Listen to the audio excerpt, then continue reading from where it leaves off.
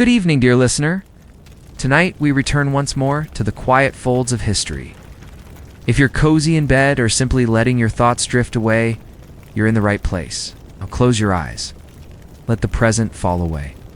And imagine this: the Nile glistening under a pale sky, a carved board game resting beside a sleeping tomb.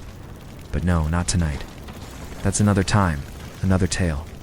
And imagine this: a low sun rises behind a terraced ziggurat, painting its mud brick face in warm gold. You lie beneath a reed roof in the cool hush before the city wakes. She pours water onto the dusty street, tamping it down before sweeping. A boy runs past with a carved wooden hoop, sandals slapping stone. A dog barks from a rooftop, tail wagging lazily. You squint up toward the ziggurat. It rises in stages. Massive, solid, eternal, painted in blues and reds that fade in the sun. He waves you in, presses a still hot loaf into your hands, no words exchanged. Whether it's true, you do not know. Ow. But your hands, cracked and strong, shape that same clay each day. Clay for pots, for bricks, for writing. Even silence is sacred. Somewhere a flute begins to play. Clay that holds the heat of the sun and the weight of memory. In the city of yore, nothing is wasted. Not water, not labor, not words. Its tune rises slowly, meandering through the alleys like a breeze. You follow it for a while, then stop. A lizard basks in a patch of sunlight. Two dogs lie tangled in sleep, their sides rising and falling in rhythm. Time has no urgency here. The day unfolds as it always has, as it always will. You close your eyes and let the sound of the flute wash over you. Custom. Bread shared in the morning to bring the day's fortune. The crust is crisp, the inside soft with lentil and cumin. You eat slowly, standing in the shade of a fig tree that leans over the city wall. The figs are not ripe yet. Soon, beyond the wall, the fields stretch toward the horizon. Lines of barley, rows of flax, shimmering canals fed by the Euphrates. You know each bend in the river, each turning of the irrigation gates. These waters are older than kings. They shaped cities, fed armies, buried temples. Today, they run smooth and wide, mirroring the sky. And overhead, the birds rise, circling the ziggurat, calling to the gods who never sleep. At its top, priests watch the sky. Their robes billow. They study the movement of Venus and Mars, charting destinies. But you are not one of them. Not today. You're of the earth, the street, the steady heartbeat of the city. You walk past stalls being set up, merchants brushing flies from figs and dates, unrolling dyed cloth. A man sings as he arranges amphorae of beer, his voice low and soft as the breeze. The canals glimmer in the early light, their waters lapping gently against moored reed boats. Two women in long robes fill jars at the bank, their laughter rising with the mist. The scent of wet earth is sharp, fresh, mingling with wood smoke and distant dates warming over embers. Somewhere a child laughs. Past the fishmonger's crooked stall, past the scribe's shaded corner where tablets wait, drying in the sun. He nods at you. A gray-bearded man with careful hands stained with ink. His students will arrive soon, boys with slate boards and hungry eyes. They will learn how to count grain and draft contracts, how to name kings and gods and rivers. You once sat there, squinting in the sun, stylus in hand, scratching rows of wedges into clay. Cuneiform, the oldest writing in the world, born of trade and prayer. You remember the ache in your fingers, the quiet pride when your teacher nodded. Those tablets still exist, somewhere. A record of a goat sold, or barley weighed, or the phases of the moon. Simple things, yet enough to outlast empires. The dust of the street rises with your steps. A child's ball rolls against your foot. You pass it back with your heel, and he grins. A seller shouts something about fish, silver and fat from the Euphrates, and above it all, pigeons coo and flutter, taking to the warm air that rises from the courtyards. You rise slowly, brushing your tunic free of dust, feet bare on packed clay. The room is simple: woven baskets, oil jars, and a small shrine with offerings to household spirits. A smear of incense clings to the corner where you placed dates and barley the night before. They remain untouched. A good sign. the spirits are content. In Mesopotamia, there is no line between the daily and the divine. Every gesture, every breath, is observed by unseen eyes. You do not fear them. They are old companions, and today, you carry them with you into the light. Around you, the whitewashed walls of your small room glow with dawnlight. The scent of last night's embers lingers on your skin. Faint charcoal and oil, earthy and old. A distant bleating breaks the stillness as a herdsman leads sheep through the alley just beyond your door. They jostle with soft urgency, hooves clattering against stone, bells tinkling at their throats. You do not move yet. The clay beneath your mat is cool. Your breath is slow. You listen as the city of your stirs like a great animal, stretching its limbs. The alley is narrow, its walls rising close on either side, etched with soot, weathered by years of sun and hands. The ziggurat looms above all, the dwelling place of the moon god Nana. Casting its long shadow over the marketplace and canals, a baker opens his shuttered window, and the scent of warm flatbread escapes like a blessing. This is where you live, where you always have, where days follow the rhythm of sun and sand and the gods who watch it all. Outside your threshold, a woman's voice calls out, rhythmic and sure. You step outside. Today, you carry no burden. There is no rush. Your feet know this route. The sun climbs higher. You remember stories told by firelight of how the gods gave clay shape, how Enki filled it with breath, how mankind was fashioned to bear the work the gods abandoned. The morning deepens, and the streets begin to hum. You follow the sound of sandals on stone and the sharp, clean tap of styluses on drying clay near the temple district. Tucked in the shadow of the ziggurat, the school for scribes prepares for the day. The tale is long, written in rows so tight they seem to shimmer with hidden movement. His work is different. He records the names of taxpayers, the weight of silver, the delivery of fish to the priests' kitchens.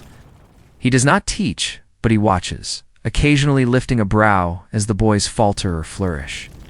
His tablet for the day is nearly full rows of names and numbers that make a city run.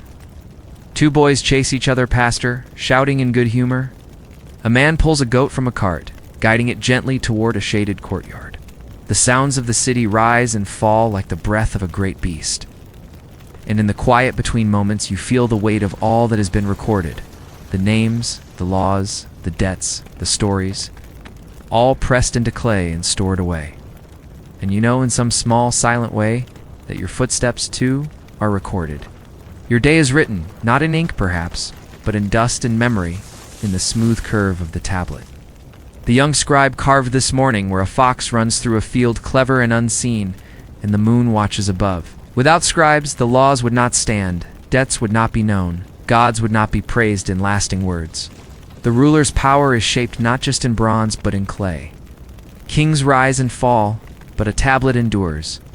Even now, you know there are libraries, hearrooms full of shelves lined with texts, hymns, laws, contracts, dream omens, entire worlds waiting to be read. You wonder who will find them one day. You wonder what they will think of you, of this ordinary morning, this quiet courtyard of clay and sunlight. A myth, yes, but also instruction. Stories were not merely for amusement, they taught how the world worked. They preserved the voices of those long gone. His fingers are stained, ink-dark and calloused. He stretches, then begins again on a new tablet. The courtyard empties, slowly, with the same gentle energy that filled it. You remain seated in the dust, watching the last student trail away. His tunic flutters in the breeze. He carries two tablets, one tucked under each arm. You rise too, stepping over a cracked tile, passing the shaded walls still warm from the morning sun. A breeze carries the dry scent of the Euphrates, and somewhere a flute plays again faint, wandering. The temple bells chime above you. The ziggurat watches still, rising above the city like a mountain made by hands. You pause and turn toward it, its bricks weathered smooth by centuries of wind and sun. This, too, is a kind of tablet, a message written in stone to sky. His work today is to copy a proverb. The fox, though small, digs the deepest in. Wisdom, wrapped in animal skin, folded into parable. A lesson for a student, yes, but also for a leader, for a merchant, for anyone with eyes to read. Another tablet nearby holds the stars, constellations traced like nets across the heavens. The students learn to measure time from the sky, to name the months by the moon, to track the solstices and equinoxes, to read the slow glide of Venus. Time is not abstract here. It moves in cycles, in floods, in harvests, in lamps and shadows, in the full arc of a pot cooling in the kiln. A student glances up as a pigeon lands on the courtyard's edge. He smiles, presses the symbol for bird into the soft clay, and continues on. In Mesopotamia, memory is not just recollection. It is preservation, physical and literal. The past is pressed into clay and kept in jars, stacked in temple vaults, slotted on shelves. It lives in the hands of these boys, in their careful gestures, in the way they read aloud under their breath, syllables like slow breath. One boy reads a passage about the flood, his voice trembling as he recites the god's warning. His eyes lift to the sky. There are no clouds today, only pale blue stretching outward forever. But the flood story lingers, like an echo always possible, always feared. It is not a grand place, just a wide courtyard surrounded by plastered walls, sunlit and silent, but for the flutter of tablets turning in the breeze. On low benches, boys sit cross-legged, their knees dusted with ochre. Their hands are steady, their eyes alert. A tall man in a faded robe paces slowly among them, the headmaster, his steps marking time like a metronome. His arms are folded behind his back, and he watches as each child traces lines into the clay with care. The smell here is damp earth and reed smoke, and the light spills in sideways through a high opening in the wall, illuminating suspended dust like drifting stars. You sit at the edge and observe. One boy frowns as he carves the sign for barley, his strokes uneven, the wedge not yet precise. The script is cuneiform wedge-shaped marks impressed into soft clay, system so ancient it feels like the writing of the gods themselves. It began as trade tallies, symbols for sheep and grain, but grew into law, myth, and memory. Now each wedge holds meaning tightly packed symbols that stand for food, weather, weight, prayers. The tablets they work on today are for counting a record of a market exchange, 2 goats for 1 jug of oil. Later, the tablets will be left to dry in the sun, hardened into stone. Some may survive longer than the scribes who made them. The boys murmur under their breath as they write, repeating the symbols like a chant. The rhythm is meditative, like the lapping of water against a boat's side. The headmaster corrects a boy gently, guiding his hand with practiced ease. The child nods, adjusts, and continues. Each mark matters. Each word is weight. In a corner of the courtyard, older students copy from a master tablet, one that tells of a god's gift to the first king of Uruk, nearby. A scribe of higher rank sharpens his reed stylus against a stone, the sound soft but purposeful. One boy finishes early and runs a damp sponge over his hands, the red dust turning pink as it swirls into a bowl. A bell rings wood against copper and the boys rise, gathering their tablets. Some place them carefully on shelves to dry, others carry them home wrapped in cloth. Below, life continues. A woman kneads dough in the doorway of her house, her hands steady and firm. At sunset, the air turns heavy with perfume and dust. The color of the sky fades from pale blue to rose gold, and long shadows stretch like ribbons across the city's stone streets. You blink, and there in the corner sits an old woman selling perfume cones wrapped in waxy leaves. She fans herself lazily, blinking slowly in the heat. It foams at the rim, sour and dark, and leaves a trail of damp rings on the stall table. You sip, and it clings to your tongue, earthy and strong. 2 elders sit nearby under a hanging oil lamp, playing a board game carved into fired terracotta.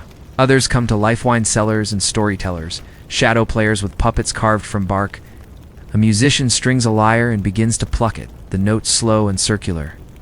The square fills with flickering shadows as lanterns glow brighter and laughter grows louder. A storyteller begins to speak in a low, clear voice. He tells of a fisherman who found a jar sealed with the king's own signet, inside of which was trapped a spirit of fire. You do not follow the whole tale, it loops and winds like the river, but the cadence carries you. You sway with the story's rhythm, your steps slowing. The night deepens, velvet and close. A soft wind rises off the canal.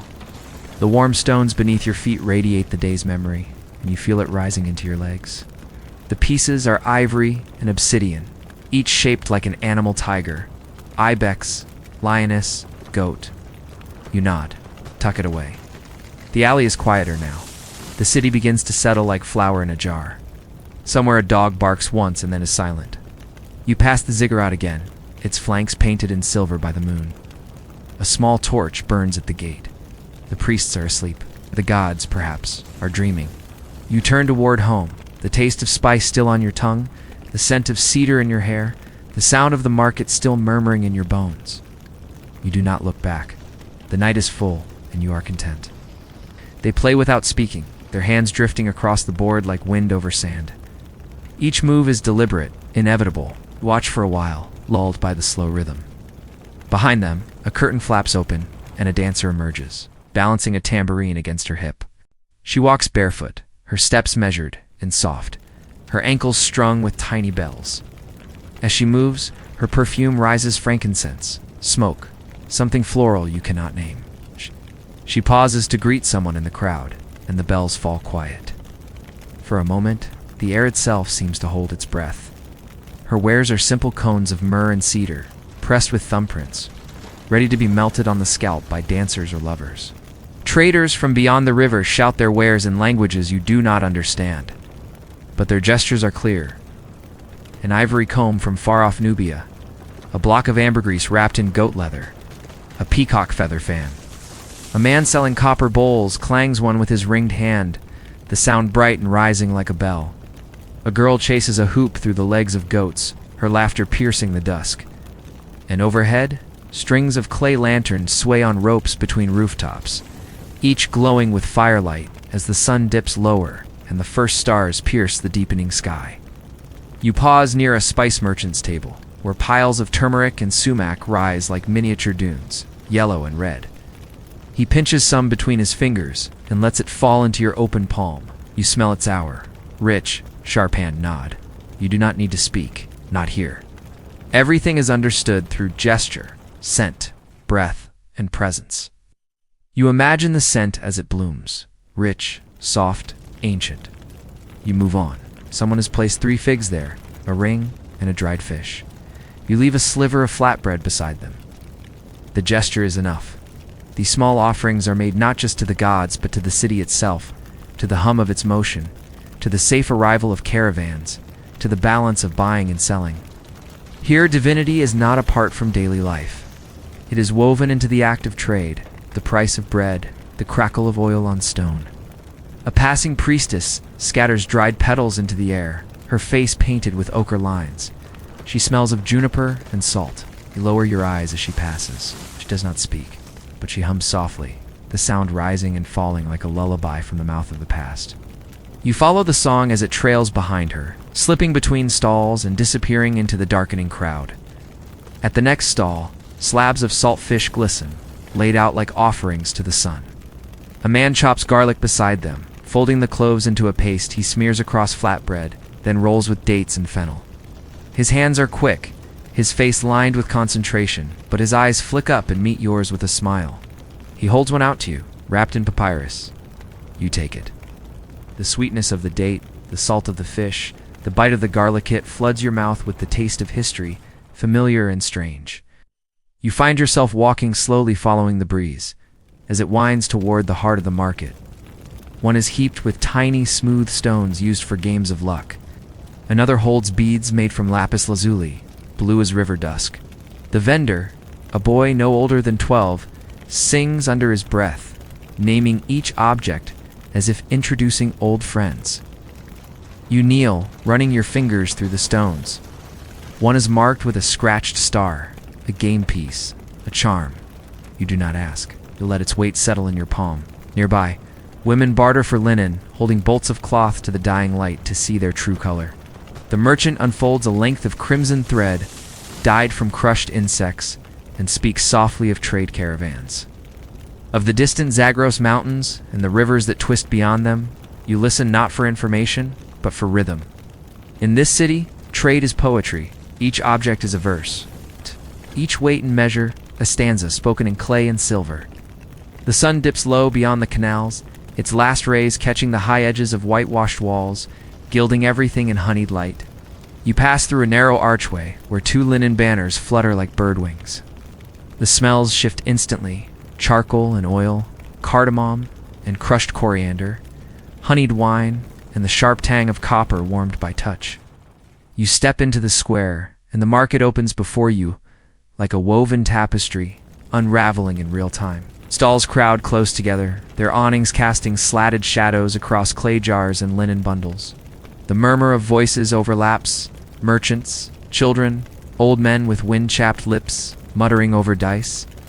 A bronze mirror catches the last of the sunlight, dazzling your eye for a moment. Baskets crowd the next vendor's feet, woven tightly, shaped like sunken pots, each filled with something unexpected. A jug of beer is passed from hand to hand, filtered, full of barley.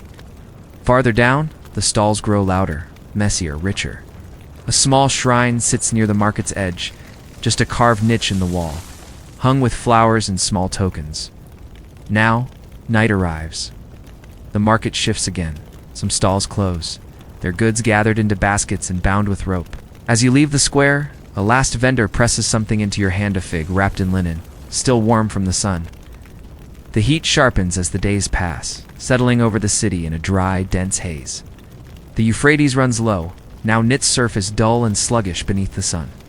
You walk along the embankment, noting the silt that cakes the canal locks, the reeds lying limp along the banks. The wind carries dust inland, coating the outer courtyards and the skin of exposed bricks. The acolytes begin to wash the base of the ziggurat. You join the crowd forming near the lower terrace. Bell chimes, and the scent of burning resin sharpens.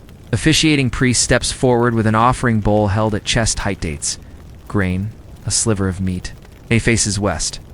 You touch the carved figure of Nidaba, the goddess of grain, and writing, then pour 3 drops of sesame oil into the lamp. The flame flares, then steadies. In the corner of the room, a sealed jar of lentils stands wrapped in cloth. Beside it, a tablet records your last harvest's tally. You know the number without looking. It will last a few weeks if measured carefully. You sit beside the window, watching the wind stir the branches of a fig tree beyond the wall. Somewhere a child cries briefly and is soothed. A dog barks twice, then is quiet. Out. In the distance, the river flows slowly, thick and brown. Whether it rises again depends not only on nature, but on ritual obedience and the unmeasured patience of the gods. Toward the river bend and lifts the bowl. The chant begins low and repetitive, an ancient formula, unchanged for centuries. It is not performative. It is procedural. It's meant to evoke continuity, not emotion. Beside you, a woman with a woven scarf murmurs along, hands open in supplication. Children crouch by the stone platform, watching closely. A child sneezes and is hushed. The chant continues. The bowl is emptied into a recessed pit where last year's embers lie. Smoke rises. The priest anoints the ziggurat steps with water drawn from the last full vessel. 3 drops at a time, 1 per stair. Fishermen murmur among themselves, pulling their boats higher onto the shore. The torches are lit, and a basin is placed on the temple's highest platform to reflect the sky. The priests watch its surface carefully, eyes open, palms. A guard dozes near the entrance, spear resting against his shoulder. You turn down a narrower street where clay gutters glisten with trapped runoff.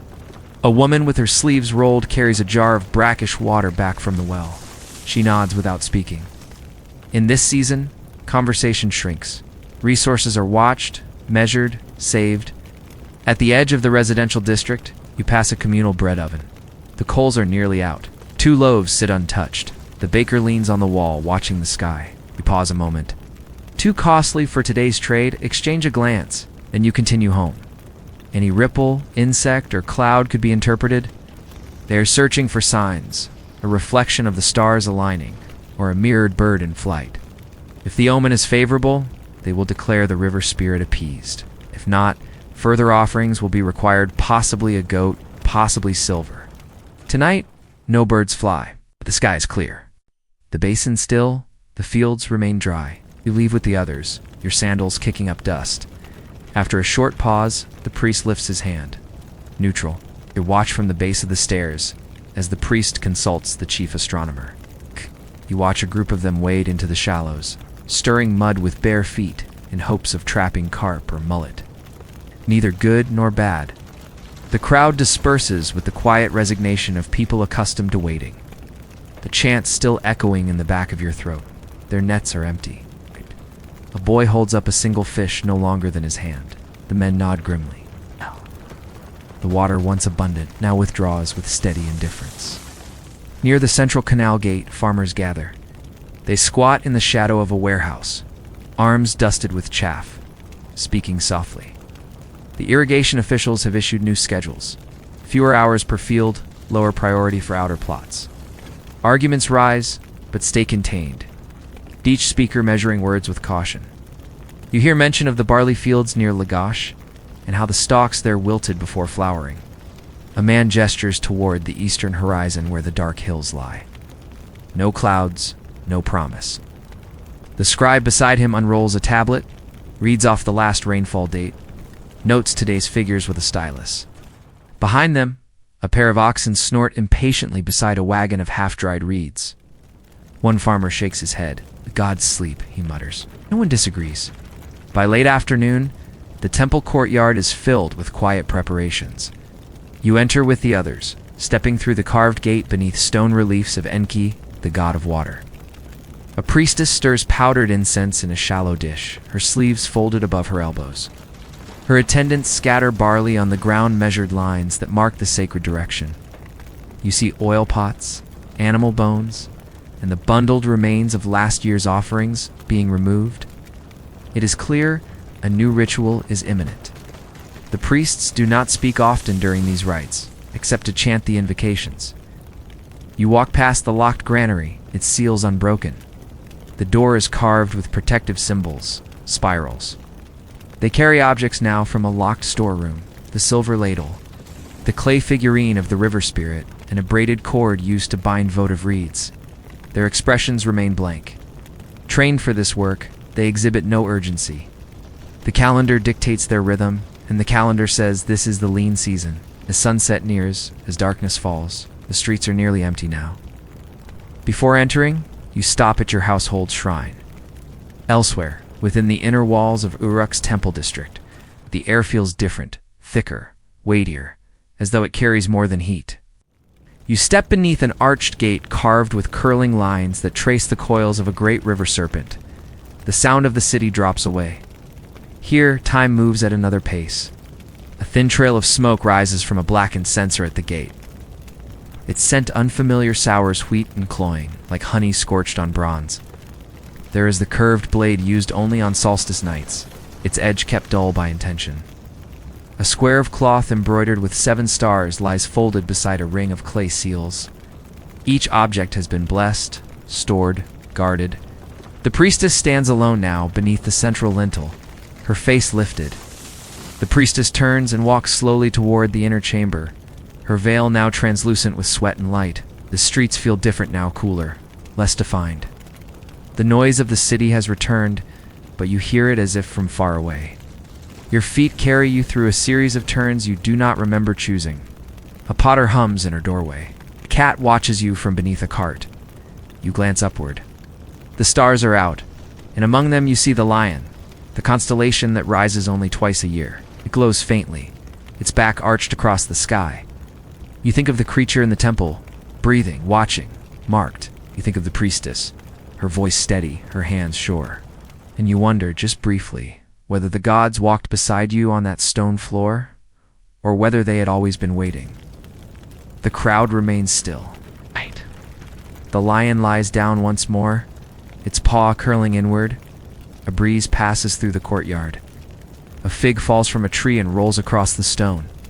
You watch as a child picks it up, bites into it, and chews without comment. The bell chimes again, and the crowd begins to rise.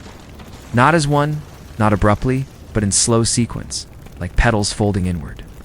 You rise too. The smoke has faded. The bowls are empty. The tools have been returned. Yet something lingers, a presence that cannot be named or measured. The wind stirs her veil. She speaks finally. Words are clear but not loud. Inanna, great lady of storm and seed, look upon your house. It is not performance. It is invitation. Walk among us again. No one responds aloud. but a ripple moves through the witnesses, like breath held and slowly released. She pours water from the lapis bowl over the stone threshold. The lion lifts its head, but does not rise.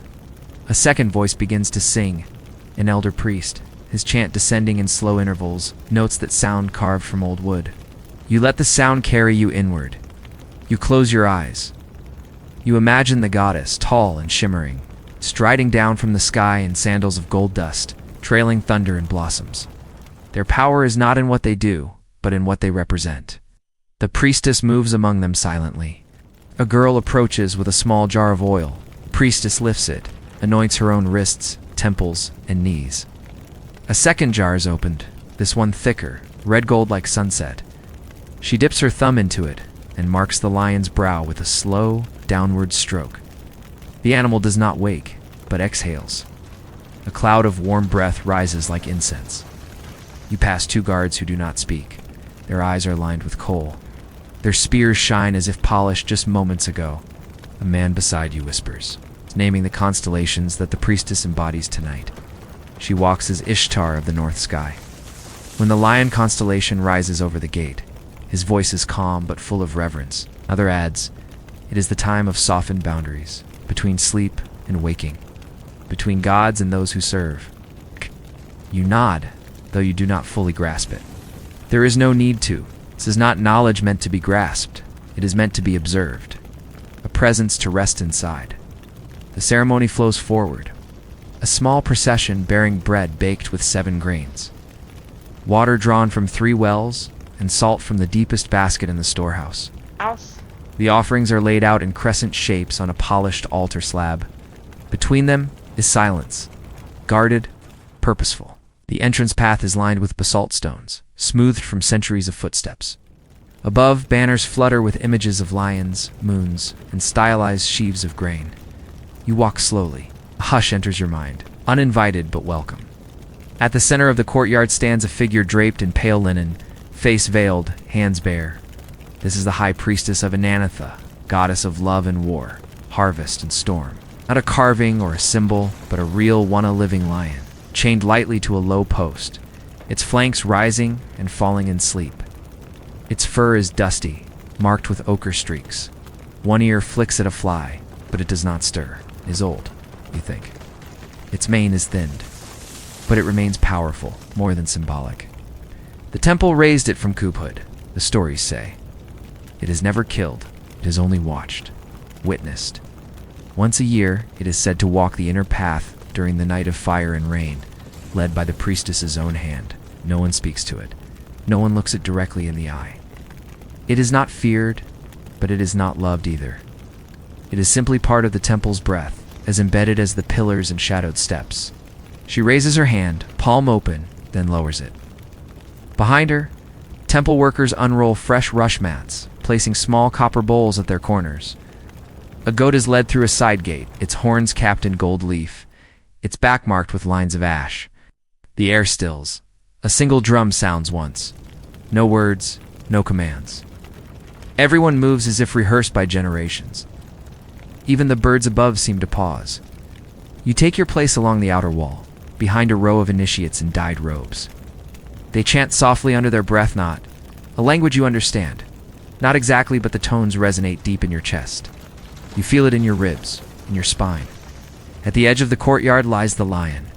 Inside the antechamber, you catch a glimpse of the sacred tools hidden most days, but brought out now for ritual use. There is the lapis bowl filled with river pearls. You sit now near the inner wall, cross-legged among others who have come to witness. Then quiet. A bell rings, but barely. You feel it more than hear it. When the song ends, there is no conclusion. There's no final word, no declaration. It's only silence again. You exit as you entered, passing the guards, the banners, the coiled serpent gate. The night settles thick and windless as you climb the outer stair of the city wall. The steps are narrow, worn smooth by the passage of feet that came before yours, countless and unseen. A small torch crackles in your hand, throwing gold-tinted shadows across the mud-brick surface. Beneath you, you pause, grip the torch tighter, peer over the edge. Below, in a narrow alley between 2 storehouses, something moves too slow to be wind, too heavy for a cat. It could be a laborer or a priest, walking home late. You rise, brush dust from your knees, and relight the torch. The flame stutters, then steadies. You resume your patrol. The last hour of night is always the strangest, when the world feels untethered. You pass another tower, then pause. Pale mark has been scratched into the clay near the base, new sharp-edged.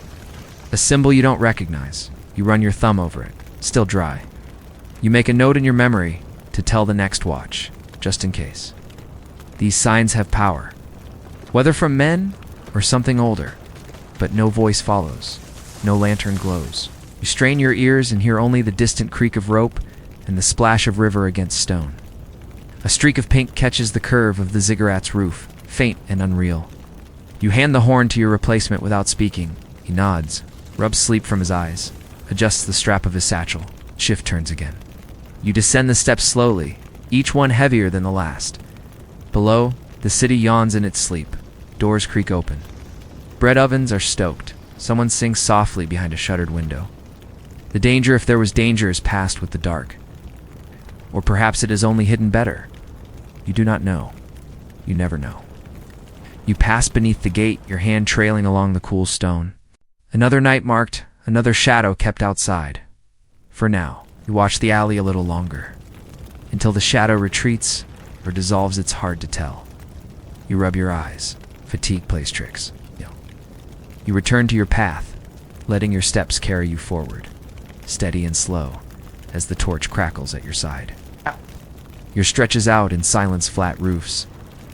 Inside rests a clay figure of Nergal, god of war and plague, his face stern, arms crossed. The light dims, and for a moment, everything feels flattened. You crouch and let the torch go out. Better to see what the darkness might reveal. Listen, truly listen to the layers of quiet. A goat stirring in its sleep. The faint splash of fish. Then, something else. A rustle. A hush. A low thump from somewhere deep in the city. Not sharp, not immediate, but present. You stay low, eyes adjusting. The rooftops below remain still. No figures, no flames. But your heart beats harder. You reach into your sash and pull the small amulet free. Press it to your lips. The carved face is worn beyond recognition, but you know its shape. You whisper again, not a full prayer, just a syllable, just in case. An old offering still sits at his feet. 3 dried figs and a curved piece of bone. You kneel briefly and touch your forehead to the stone, not out of devotion exactly, but out of respect. For this place, for the weight it carries, you whisper the standard prayer for protection against fever, for strong breath and unbroken limbs. Then you rise and continue. Around you, the stars brighten. Constellations shift. The lion, the scorpion, the horned Balal inch westward, their stories unraveling silently overhead. Shuttered windows, courtyards gone dark. From above, the city seems like a pattern etched into the earth, its geometry imperfect but purposeful. You reach the top platform and nod to the watchman you're replacing. He doesn't speak, just passes you the horn and descends, his sandals whispering against stone. Now it's just you. You lean against the low parapet and exhale, letting the silence absorb you. The wind doesn't move tonight. The air hangs like wet wool. In the distance, you can just make out the bend of the Euphrates, its surface reflecting a dim, trembling band of moonlight. A dog barks once near the temple quarter, then falls quiet. Somewhere a late bird calls a low, curling note-hand. You wonder if it's really a bird at all. Old stories cling to the night here. Stories of things that walk where walls meet shadow. You've heard them since you were a child. Lemeshtu, who steals infants. Pazuzu, who rides the winds. And nameless ones hungry, silent, who slip through unseen cracks in the city's soul. You don't believe in them? Not entirely. But you carry a small carved amulet anyway, tucked into your belt, worn smooth from being held in your palm. A brazier at the far end of the wall guttered out hours ago, leaving only its faint warmth on the stone. You check the seals on the gate clay discs stamped with the king's mark, intact. No carts or late arrivals tonight, no messages from the outer towns. Only the rhythmic sound of your own breathing, the distant trickle of water, and the slow cracking of the city cooling in the dark. You light another torch and walk the length of the wall. Your footsteps echo faintly soft leather on clay. Occasionally you stop, listening for movement. For the scrape of wood or whisper of wind, nothing. The city sleeps as one great beast, breathing in unison. Even the temple lions, you imagine, are curled and quiet now, their golden eyes shuttered behind heavy lids. Still, something shifts. A flicker of motion draws your attention, no more than a ripple in the corner of your sight. In the western quadrant, near the oldest part of the wall, you pass the watchman's niche shallow shrine carved directly into the parapet. You reach the far tower just as a cloud passes across the moon. A breeze finally stirs, and with it, the scent of warm brick and bitter herbs, someone's forgotten offering, still clinging to a distant windowsill. The tension eases slightly. Finally, you return to your starting point, the horizon just beginning to pale. The sun rises slowly over the eastern plain, casting a soft light across the open yards near the artisan's quarter. Here, the air smells of damp earth, ash and water left out overnight. It's mixed with sand, sifted through fingers and left to rest overnight beneath damp cloth. The potter gestures toward a row of wrapped bundles resting beneath a plank. A girl offers 2 fresh loaves in exchange for a painted jar. No money changes hands only goods, gestures, memory. The potter listens, nods, makes no promises. She wraps 1 bowl in a linen square and passes it to the man. The tools are wiped clean and placed back into their folded cloth. The potter stretches, her back cracking softly. You mirror the motion. Your hands smell of clay and smoke. You don't speak, and neither does she. There is nothing that needs to be said. The pieces will dry. They will be fired. They will be traded, used, broken, remembered. Oh. The day continues beyond your notice. But for now, you have shaped something, even if only in passing, even if only in silence.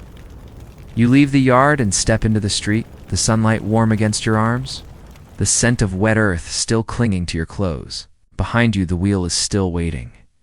His hands are dry and cracked. He smiles and presses the loaf into yours, still warm, still soft at the center. You tear it, eat it slowly, taste the sesame. The girl lingers, watching the wheel. The potter lets her try, shows her how to wet her fingers, how to brace the heel of her palm. The clay wobbles, collapses. The girl laughs. The wheel turns again. This time, the shape holds. Not elegant, but standing. The potter says nothing. Her approval is in her silence. The girl's face softens. She steps back, reverent. You remember helping her gather straw to wrap them, the way she tests their weight and listens to the sound of her knuckle tapping the surface. Still, they are kept. Nothing is wasted. Cracked pots become seed trays. Fragments are pressed into walls for insulation. The potter gives you a coin and you wave him down. You trade it for 3 small bundles of sticks and 1 bruised fig. The fig is sweet, almost overripe. You bite into it and taste the river mud and sunlight. The boy hums as he walks away. Behind you, the potter lifts a bowl from the shelf and turns it over.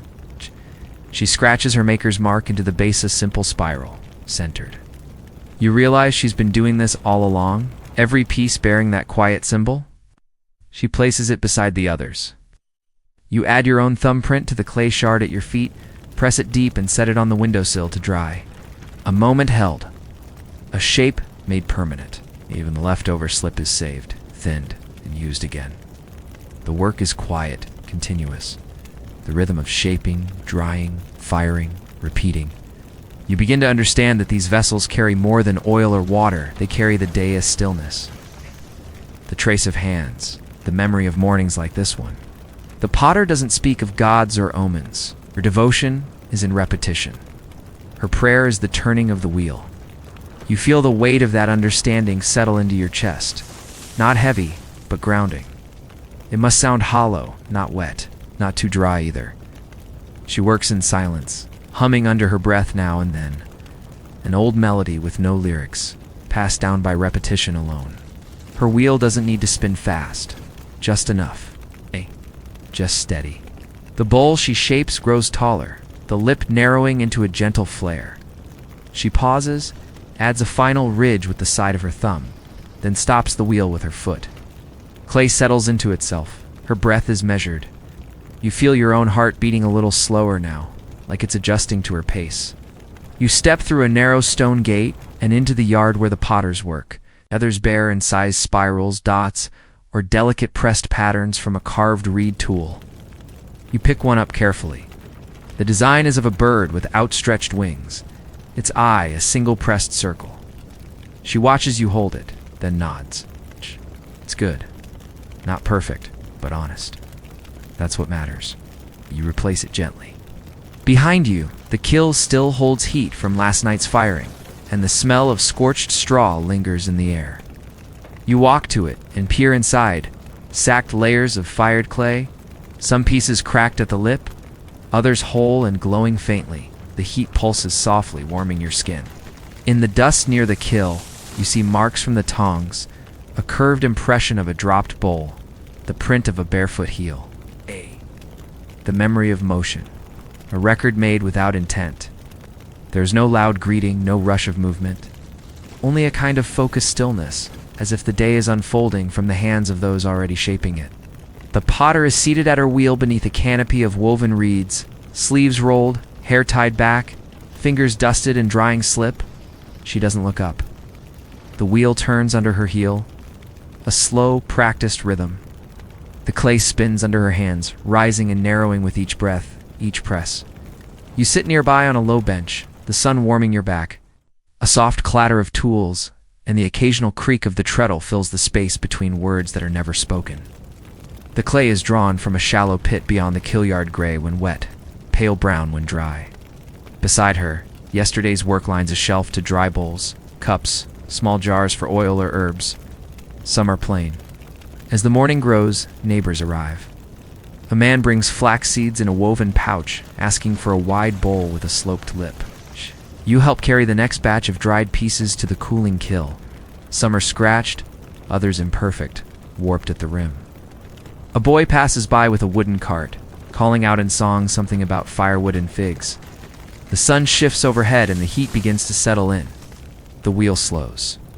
The afternoon heat softens as you enter the residential quarter, where the narrow streets are shaded by woven reed awnings and the air smells of drying herbs. You pass a courtyard where bundles of lavender, mint, and fenugreek hang in rows, their stalks rustling in the breeze.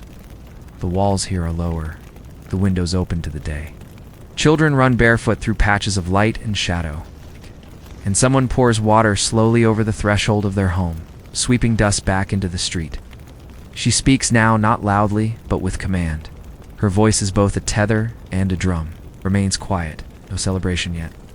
Not until after the 7th day, when the spirit fully settles into the body. When the child is named before the household gods. The girl who served you earlier brings another bowl of barley water. This one is sweetened with crushed dates and a curl of cinnamon bark. You drink slowly. Your breath slows, but your eyes feel heavy.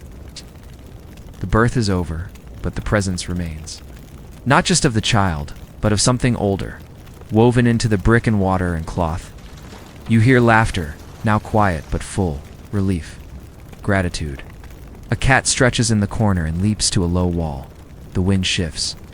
You smell the river again, faint but steady. You rise and walk away quietly, glancing back once at the doorway with its red cloth, now gently billowing in the breeze. A child has entered the world. City breathes with new rhythm. You feel it in your feet. Until then, the baby is wrapped in linen, carried from shadow to sun, bathed with care, spoken to gently, as if from a distance. The midwife lays the child in a shallow basket lined with fleece in places. A carved bead beside their head a protection against the evil eye. Someone brings in date cakes wrapped in palm leaves. The smell of honey warms the air. The women gather. You sit on woven mats, legs folded beneath them, voices low, movements slow.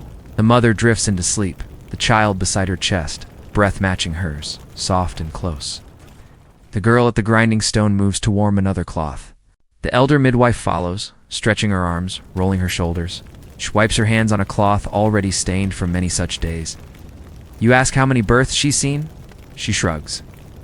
More than moons, she says. You ask if she remembers them all. She doesn't answer. She simply presses her hand to her chest, and you understand.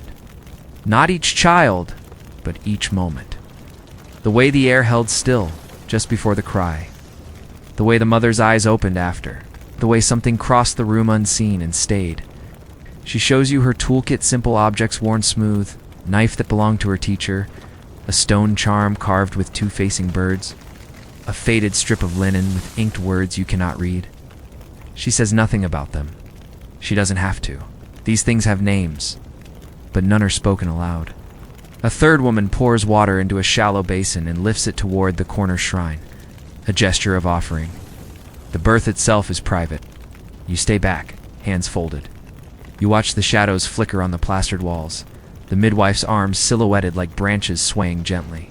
Then silence, then breath, then a high, wet cry, thin but clear, and the entire room exhales. The cry grows louder, demanding alive. The baby is placed on a reed mat, rubbed with cloth, anointed with oil. A cord is tied, then cut. The placenta is wrapped and buried beneath the hearth. Warm ashes sprinkled on top, a memory planted, a hope for strong fire. You follow the sound of quiet singing, a woman's voice, low and rhythmic. No words, just tone and breath, familiar as heartbeat. It leads you toward a house near the edge of the quarter, where the door is draped in linen dyed red. A sign someone inside is giving birth. You're welcomed by a young woman seated outside. She offers you a seat, a bowl of barley water, and a quiet smile. Inside, the air is thick with steam. A fire burns low in the corner. Around it, pots simmer with anise and tamarisk. On a low bench, a midwife grinds seeds with a stone, her movements steady and unhurried. She doesn't glance up. She doesn't need to. She knows what to do. She has done it before. The tools of her trade are laid out near bilin and cloths, obsidian blades, cords twisted from flax, salves in small jars, and a carved figurine of a crouching woman, her palms open to the sky. The mother lies on a bed of layered mats, her knees drawn up, her hands gripping a wooden rod suspended from the ceiling beam. Her brow glistens. Her breath is sharp, but controlled. A second midwife murmurs to her, wiping her face, rubbing circles on her lower back. She presses oil into her skin with strong fingers. Juniper, frankincense, warm sesame, take in the room slowly. There is no panic, no raised voices. The women move like dancers, each step part of an old rhythm. Every action has been repeated across centuries, across births, in cities and villages, in red houses and palaces. On the floor beside the laboring mother is a square of clay stamped with symbols and incantations. The midwife placed it there earlier, a kind of spiritual threshold. Above the bed, a pouch filled with herbs dangles from the rafter mandrake. Dill, bits of dried garlic and salt. Protective charms, not just for the body, but for the spirit. Birth is not just physical here, it is a crossing. From the other side, from the world of dream and breathless darkness, a soul is guided forward. It must be welcomed. It must be protected. A low groan rises from the mother's chest, and the midwife moves closer. The mother's eyes are open now. She is pale but calm, her fingers curled gently around the infant's foot. The baby yawns. Inside, the light shifts. You step back into the courtyard, where the scent of cooking oil mingles with rose water. Later, you help sweep the threshold. It's a gesture of renewal. Ashes, petals, bits of straw. You scatter salt water with a fig branch. At the edge of the city, just beyond the last storehouse and a stand of dry tamarisks, the river bends. Here the embankment curves low and smooth, worn down by centuries of ore, sandal, and silence. You arrive early, before the others, standing beneath a fig tree whose leaves hang still in the dawn. It spins, catches, drifts. The woman pours water over the edge of the barge, then wine, then oil. A second man, standing knee-deep in the water, casts flower petals after it dry, pale, crumpled things gathered from the temple yard. They swirl briefly, then vanish. You hear a breath escape from someone's throat, grief shaped not in words but in release.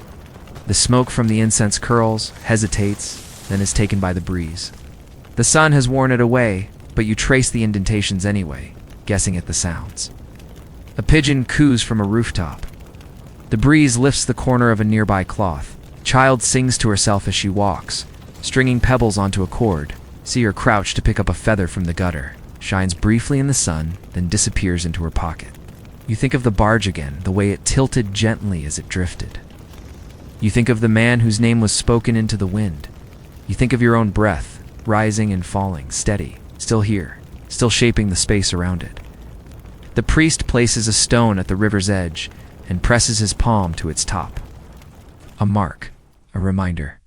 Tomorrow, it will blend with the others, indistinct. But today, it is seen.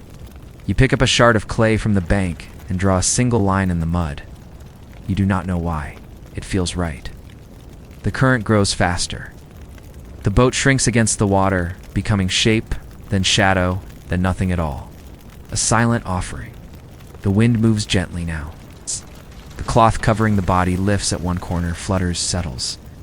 The priest lingers too, arranging his tools, brushing dust from his robe. He speaks softly now, but not to you. He speaks to the river. A thank you, perhaps. A request. A warning. You cannot tell. The words are old, worn smooth from centuries of use. He finishes, nods once to the water, and walks away, leaving a faint trail of ash in his wake. You watch the place where the boat disappeared. The water shows no trace, only its surface, brown and sunlit, moves in endless repetition. Across it drifts seeds, leaves a stray reed. Everything returns, given enough time.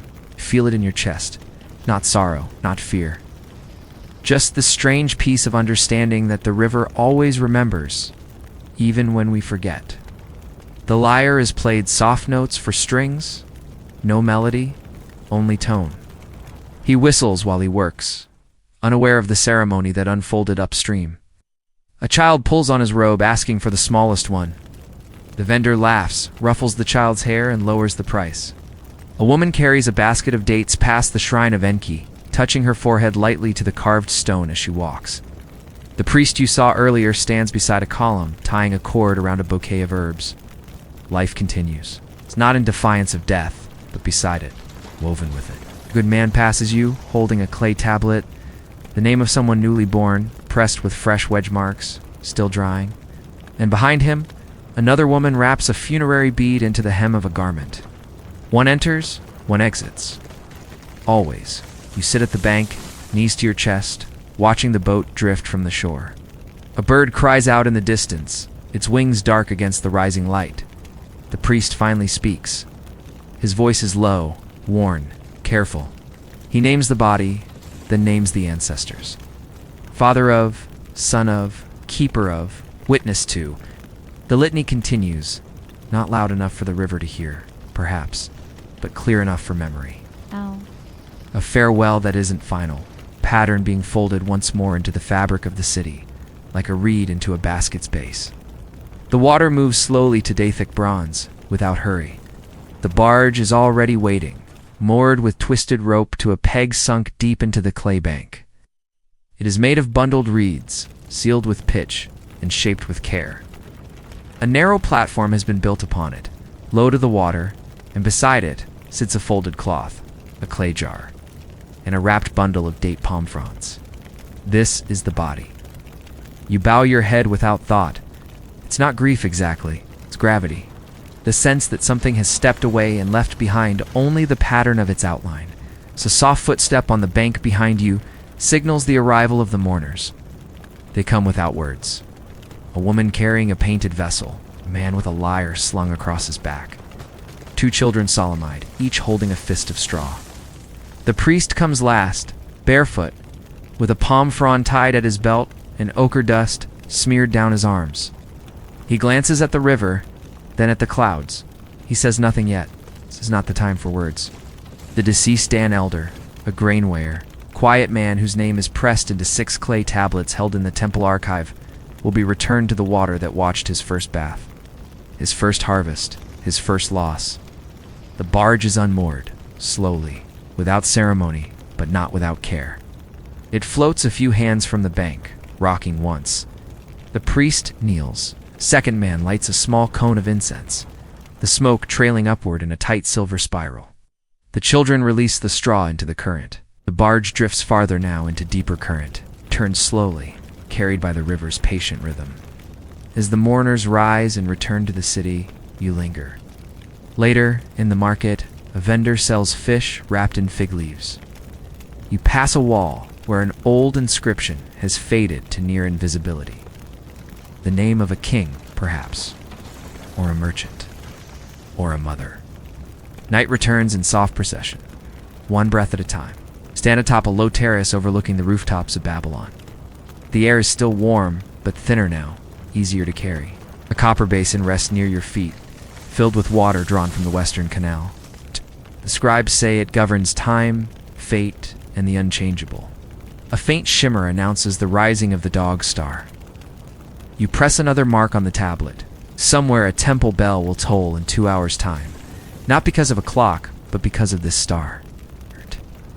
You trace it with your fingertip on the basin's edge, from shoulder to tail.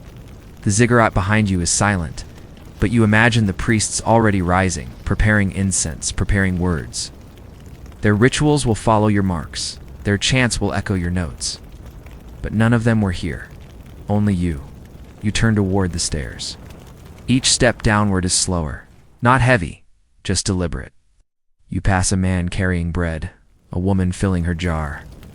The city is waking, but you are ending. The sky begins to pale. You walk back through the courtyard, past the shrine, past the fig tree whose leaves now glisten with dew. You mark it on the tablet. Another wedge. Shapes never change, but they still feel new each time. You breathe in deeply. This day will begin like all the others, but you hold something different in your chest now. Not knowledge, not exactly, not even peace. Just rhythm. The knowledge that something vast has moved, and that you were there to see it. No one else will know, but the mark is made, and that is enough. Remember being taught that time was a wheel turning, always?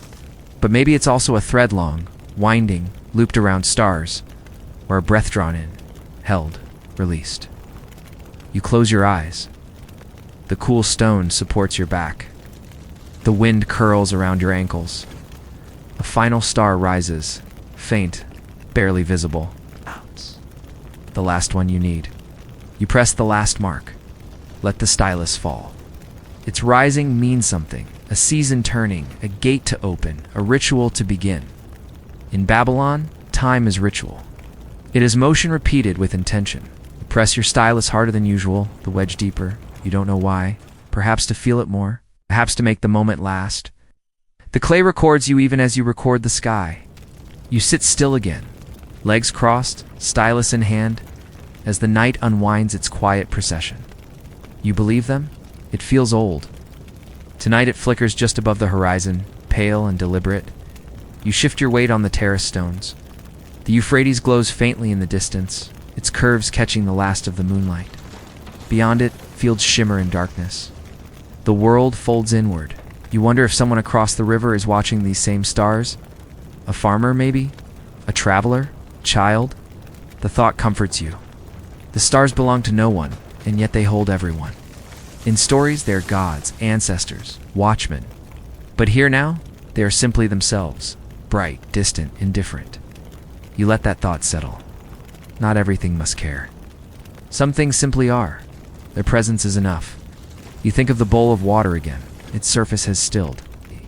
You lean forward and look once more. Beneath your feet is the world stone, root, water. Above is the sky mapped and mapped again. Between them, you wait. Somewhere behind you, a pot breaks, followed by a laugh and a muttered apology. Life continues. You do not turn your head. The stars don't need your full attention, only your witness. You hum a line from a hymn you half remember.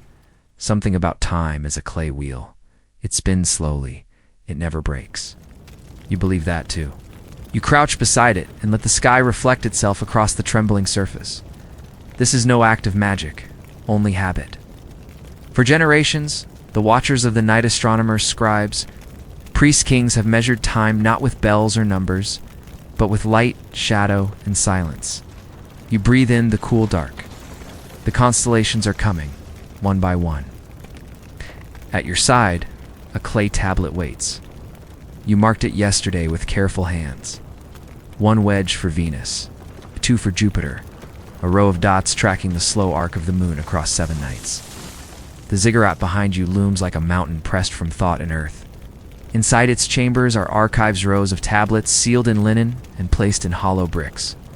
They record eclipses, rainfall, market prices, temple births. But out here under the stars, none of that matters. What matters is presence. A single second noticed, a breath measured, rising pinpoint of light. You remember how your mother taught you the names, not from books, but from repetition. She would point to the sky and call each shape by its story. The plowman, the swallow, the old woman with the jar. None of them looked like what she said, but it didn't matter. Meaning does not always come from shape. You dip your stylus in ink made from soot and honey. When the first star rises, you press a mark beside its name. There is no rush. The stars do not hurry, and neither do you. Around you, the city fades into sleep. A dog barks once. A door creaks. Far below, someone hums a lullaby. But here on the terrace, nothing moves but sky. It folds outward like a scroll revealing, not demanding. You watch the belt of Orion drift into view. Its stars the same ones seen by your teacher and his before. Your work is not priestly, not prophetic. You are not searching for omens tonight. You are marking time. You mark Saturn's position next. Move slowly, heavy with distance. Its path gentle, but inevitable. The wind shifts. You wrap your shawl tighter and scan the eastern edge of the sky. From here, the city looks smaller than it feels. The sky now holds the full arc of the lion. You gather your tools, wrap the tablet, and tuck it into your satchel. The breeze has grown stronger now. At your door, you pause. You look once more at the sky. Most of the stars have faded. One or two remain. Morning light falls slowly over the craftsman's quarter, stretching across rooftops and angled beams. Somewhere in the distance, a rooster crows once, then goes silent. Walks slowly, carrying a stylus and a folded clay tablet not yet inscribed. The wall had been repaired just 2 moons ago. There are questions. Was the mortar mixed poorly? Were the bricks fired long enough? Were the supports weak? The wall's remains are measured, spilled jars. It reads, "May he who speaks truth be known. May he who builds with care be honored." You press your fingers to the stone. The bricks are drying in the sun, their surfaces marked with the seal of his name. A new wall rises layer by layer. The child arrives to watch. She holds her new tablet close. The neighbors bring water, a little fruit. Someone pours beer into a shared cup and passes it quietly. No one speaks of guilt or blame now, only of process. Of how the city holds itself together, not just with walls, but with attention, with repair. You sit nearby and watch the lines of mortar being pressed smooth. The wall grows taller. The sun begins to lower. The day ends, not with triumph, not with judgment, but with balance. Another wedge in time. Its surface is warm. The marks are deep and old. Wonder how many have read these same lines, or traced them silently with their hands as you do now. Above, pigeons coo from a roof ledge. A breeze stirs the dust in a spiral. Someone nearby sings softly as they sweep the street, 3 notes repeated. You step back and continue on. Mistaken deliveries, unfulfilled promises, and all of them resolved. Not with swords, but with clay. With presence, the tension. The builder offers 2 silver rings from his belt as surety. They are accepted, wrapped in cloth, sealed with wax. Will return tomorrow. He will repair the wall. The child will receive a new tablet. The barley will be weighed and replaced. This is not spectacle. It is daily life. You feel no tension in the air now, only relief. The rhythm of the morning resumes. A vendor opens her shutters.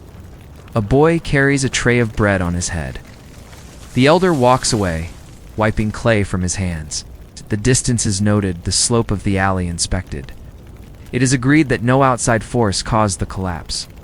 There was no storm, no fire. The weight of the roof was too great for the new bricks. The builder bows his head. No one scolds, no one yells. The neighbor speaks softly. The wall must be rebuilt. Of course, and the goods damaged replaced. A girl's tablet was broken, her schoolwork lost. A storage jar of barley ruined. These must be noted. The elder finally takes the blank tablet, begins to write, slowly, deliberately. His wedge marks are neat, each line straight. He writes not just what happened, but what must happen next. Repair by the 3rd day. Compensation in the form of grain and a new tablet, an offering made at the household shrine for protection. He kneels to examine the wreckage, lifting a loose brick and tapping it gently. It crumbles in his palm, does not speak, but his breath catches. A man from the Council of Elders arrives next. He is tall, pale-eyed, known for settling matters like this. He does not wear jewelry, only a smooth black seal stone carved with a lion and a plow. He nods to those gathered and begins to observe. You are standing outside a low clay house, its walls still cool from the night, its roof bowed under the weight of last month's rain. The elder does not take it, not yet. First, the stones must be counted. A young assistant arrives with twine and charcoal, marking the edges of the fallen wall. One of the neighbors brings a sample of mortar wrapped in cloth. They press it into a tablet, creating a negative evidence. The elder watches. He does not interrupt. He is not here to punish, but to weigh. Hammurabi's code is not loud. It does not shout. It whispers from the tablet carved centuries ago and displayed still in the temple court. If a builder constructs a house and the wall collapses, he shall. The words vary by case. Each situation is its own clay. It must be shaped carefully. The law is not a hammer, it is a mold. At your feet lies a heap of crumbled bricks, soft with dust and newly broken. The wall that once stood Hera, partitioned between this house and its neighbor, is gone. It collapsed in the early hours without warning, sending jars and tools spilling into the alley. No one was injured. But the silence that hangs now feels dense, unsettled. People murmur. A cracked oil jug is carefully lifted from the rubble. Two neighbors inspect the damage with arms crossed, their fingers tapping silently against their sleeves. The builder arrives soon after, summoned before dawn. His eyes are lined with sleep. He wears the same tunic as yesterday. The builder stands, nods once, and offers the blank tablet.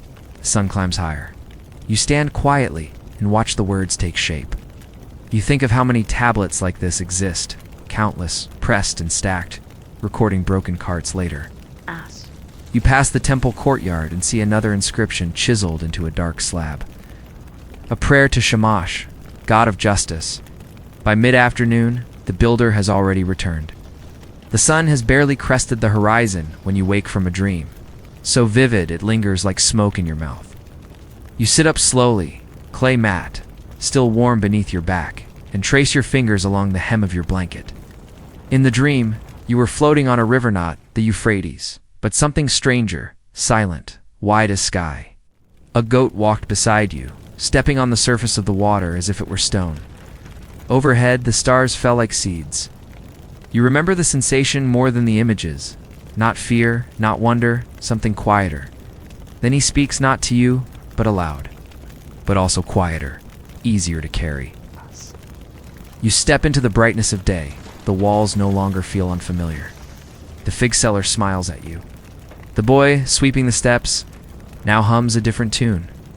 A dog sleeps in the shade of a cart, twitching gently, dreaming, perhaps, of running or chasing wind. You wonder what its dream might mean. You walk back through the southern district, where brickmakers stamp new walls with protective signs. A woman offers you water. You drink, thank her, and continue. Every shape feels like part of something else today. A goat that walks the water is a guide. Not here, not now, but toward something. He marks another line. Its clay face is faint now, smoothed by time and rain, but the outline remains, eyes wide, palms raised. Someone has placed a single fish scale on the ledge beside it. You add a pebble, flat and pale. A small exchange. A dream for a gesture. That is enough. You continue on. The city unfolds around you.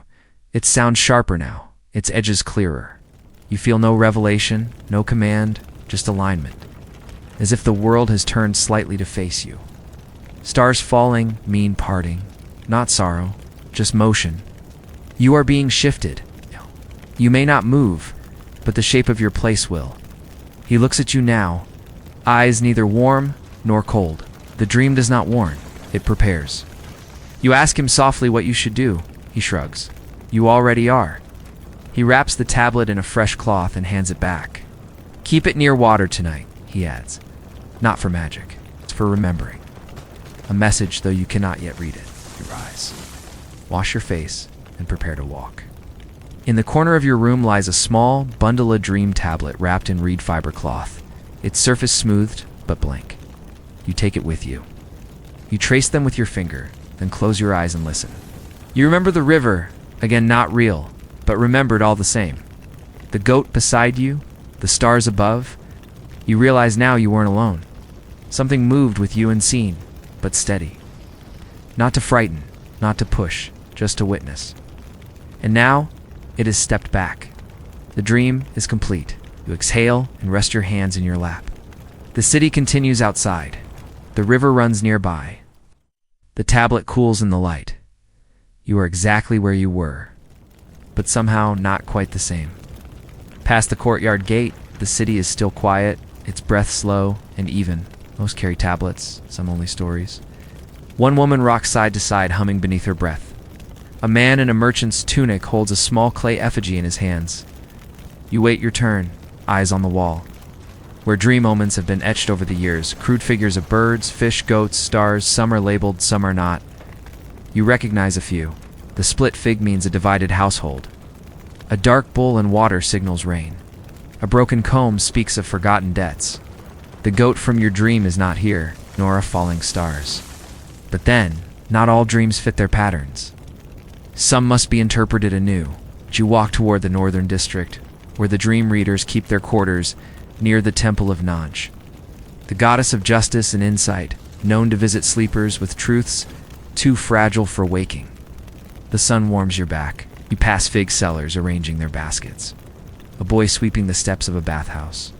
A woman scattering petals at a shrine. All of them grounded in their day. You feel only half here. The dream still clings to you, layered and wordless. At the edge of the dream reader's courtyard, a line has already formed. When your turn comes, you are led through a narrow door and into a room cooled by clay walls and shaded cloth. The reader sits cross-legged on a raised platform, his fingers stained with ink, his hair streaked with ash. Around him are stacks of tablets, bundles of feathers, dried reeds, crushed pigments. You kneel and place the dream tablet before him, speaking slowly.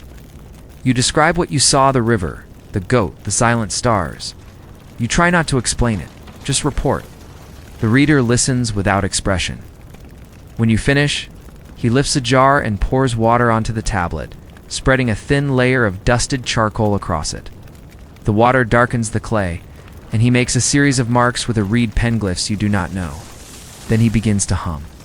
He hums as he writes, the tune flat, circling.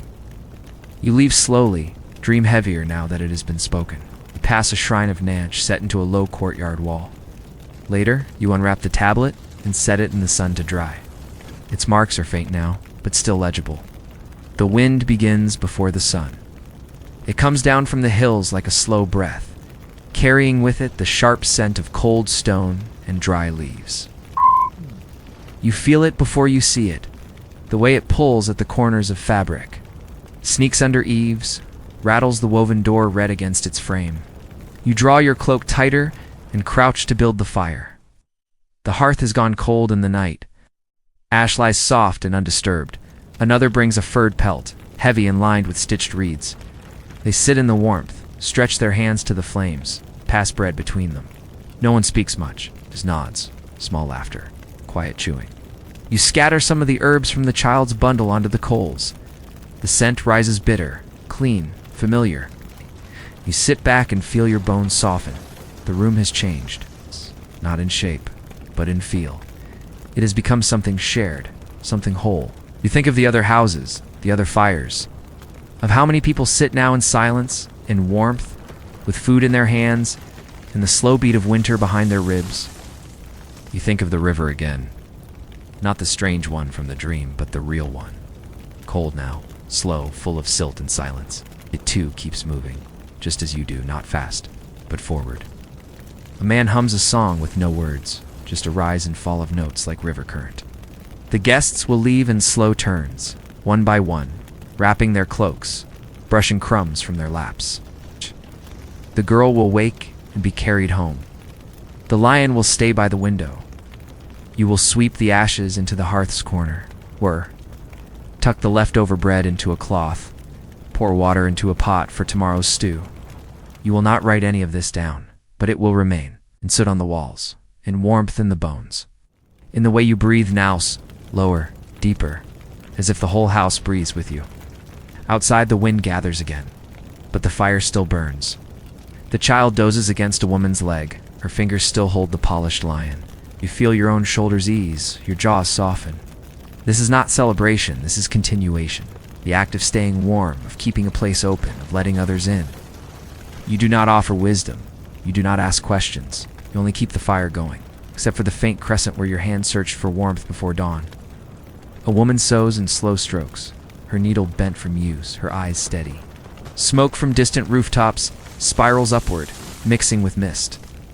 The street is empty. Even the dogs sleep.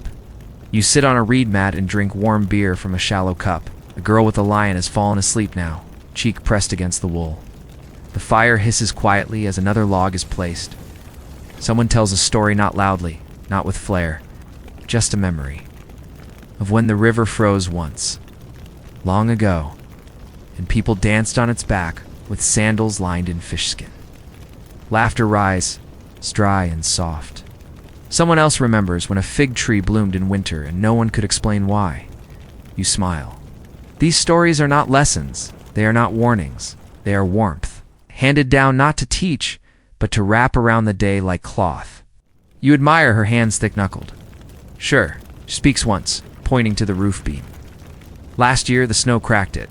Someone adds a second brace, just to be safe. A boy draws symbols in the soot, on the wall a star, a fish, a river line. No one stops him. He erases them with his palm and begins again. The bread finishes baking. You pull it from the coals and break it into pieces. The smell is sweet, golden, fills the room like a blessing.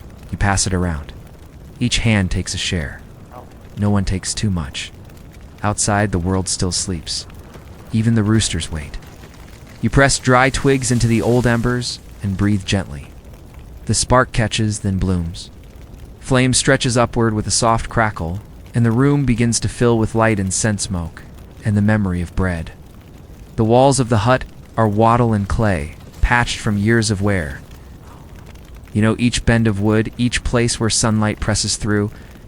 In one corner, footsteps crunch softly in the frost. A child peers in from beneath a woolen wrap, her cheeks red with cold. You nod her in, and she slips through the door with a puff of air. She's brought a bundle of dried herbs and sage. He sopped in bark and tied with straw. Her grandmother sent them, she says. For the wind in your chest. You thank her, then gesture to the corner near the fire. She sits, removes her sandals, and warms her toes against the hearth. You pour her a small bowl of honeyed milk, and she hums as she drinks, slow and pleased. She smells faintly of ash and wool in the riverbank. You hand her a carving to polish a line with worn paws. She wipes it with a cloth and sets it near the window, so the light touches its face. A small jar holds dried figs. In another, a pile of flatbread is wrapped in linen beside a jug of date syrup. Everything here is simple, but not sparse. Each item has a place, each line of shadow familiar. You move slowly now, not from fatigue, but from knowing there is no need to hurry. The fire has time. The day will wait. You grind barley with a stone bowl, adding water and honey, your fingers stained from yesterday's walnuts. The smell is thick, warm, nutty. You pour the batter into a shallow clay dish and place it near the fire, where the heat kisses the edges and curls the batter into soft rise. As the sun rises, more neighbors arrive. No invitation is needed, not in weather like this. One carries a pot of lentils. Pelt is passed around. It smells of smoke and animal musk.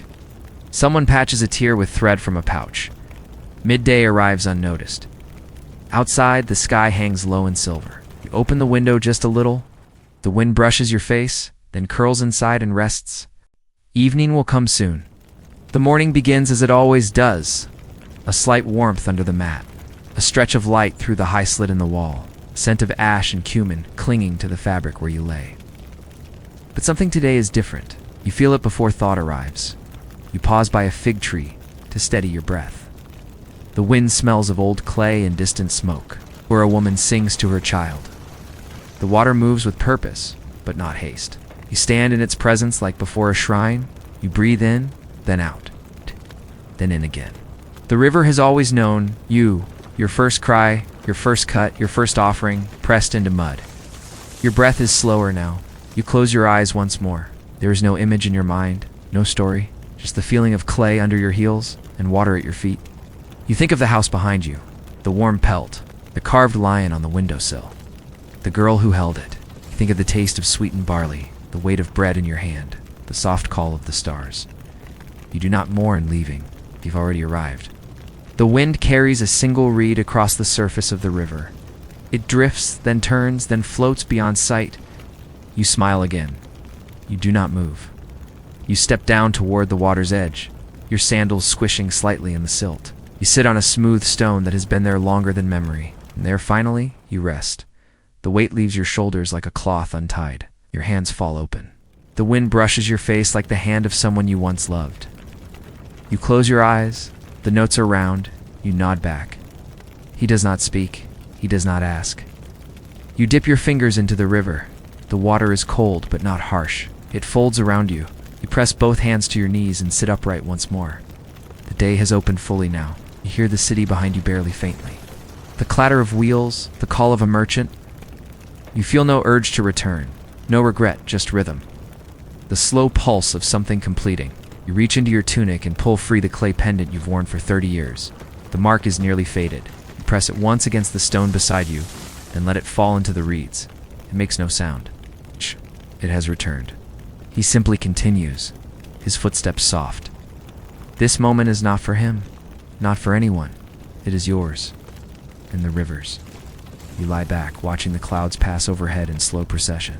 You trace shapes without naming them. You feel the way the light shifts against your cheek. The way the reeds whisper, bending together, then apart. Someone once told you that the gods live where the water meets the wind. You believe that? Not because of anything written, but because of mornings like this, because of silence that speaks. Low, wrapped in the hush of beginning. You remember that song? You remember singing it yourself once, long ago in a different house. When your hands were smoother and your legs did not ache. You continue walking. Your feet know the way. Bend in the path is familiar. Each root, each dip, each place where the stones tilt slightly. The river is near now. You'll hear it before you see it. The soft, slow slap of water against reeds. Not a pain, not urgency, only a stillness so deep it hums. You sit up slowly. The others still sleep. A clay jar tilts beside the hearth. The fire is ash now, soft and gray. You wrap your shawl carefully around your shoulders and press a hand to the center of your chest. Not sick, not weary, just finished, as if a chapter has ended in silence. You rise, wash your face, and drink from the jar of cooled barley water. Then you begin to walk. You do not tell anyone where you are going. There is no need. You take nothing with you, no sack, no food, no charm. Only the sandals worn thin from years of walking the canal paths. You pass through the threshold and into the alley, narrow and dappled in morning light. Whoa. Cats dart between baskets. A pot cracks somewhere nearby. A rooster lifts its head but does not crow. The city is slow to wake. You walk with it, not against it, not through it, but with it. Past the bread vendor's window, where a boy lifts dough into a clay oven. Past the temple wall, where fresh flowers have been tied to the gate in someone's name. Past the school courtyard, where the scribe brushes yesterday's dust from the tablets. A nod as you pass. Some pause, but no one calls after you. The ground slopes slightly downward toward the river. You feel it in your knees and the slow shift of your weight. You are in no rush. At the edge of the bank, you stop. The Euphrates stretches wide and golden, its surface shimmering with light and memory. A herdsman walks past above the bank, leading a goat with a twisted horn. He sees you, pauses, nods.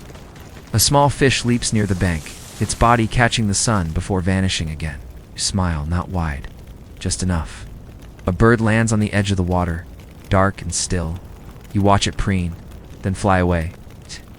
You lean back again.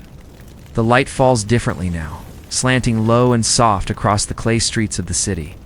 The sun has begun its descent, not in haste, but in calm processions, pilling gold across doorways. warming the edges of worn bricks, catching for one final moment in the folds of a linen curtain. You pass a carved wall where the gods were once etched in bright colors, now faded to ghost-thin outlines. A man has swept the path with a bundle of reeds.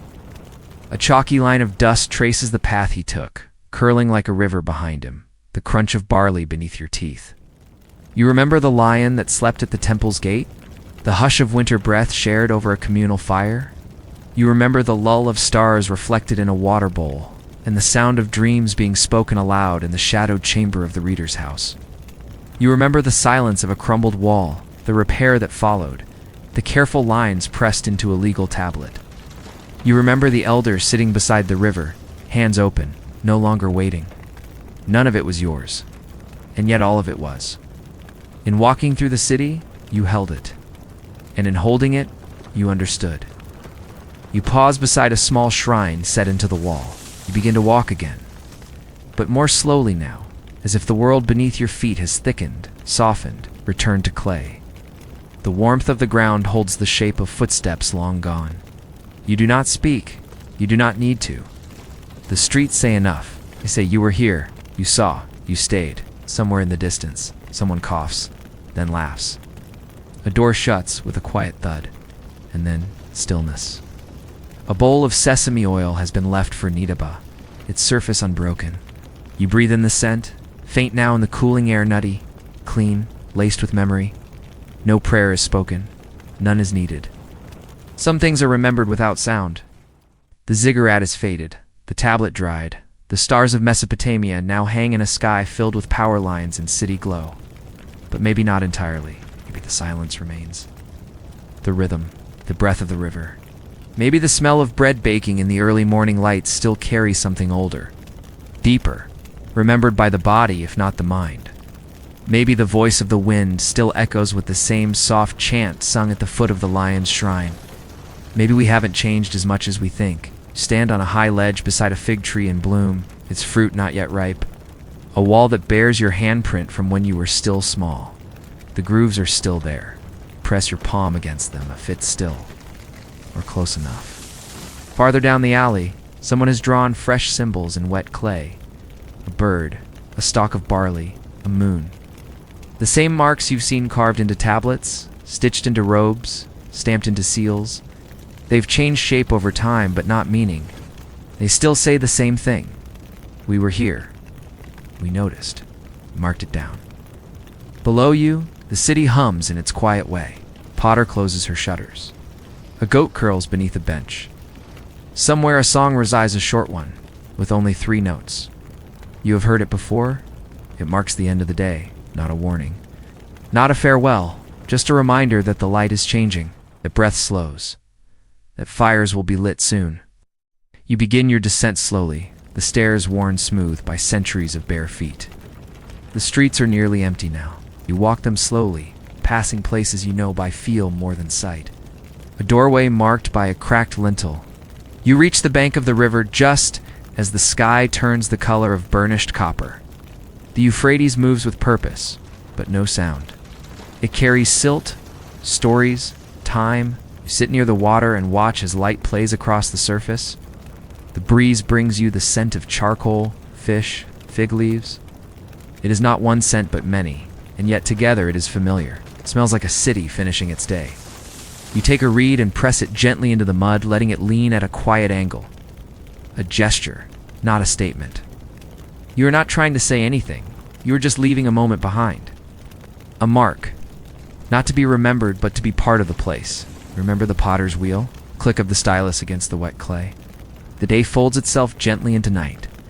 The last of the birds pass overhead in a slow arc. Lamps are lit one by one behind lattice windows. You close your eyes. And when you open them again, the world is quiet but familiar. You're no longer in Babylon. Thank you for being here. Sweet dreams.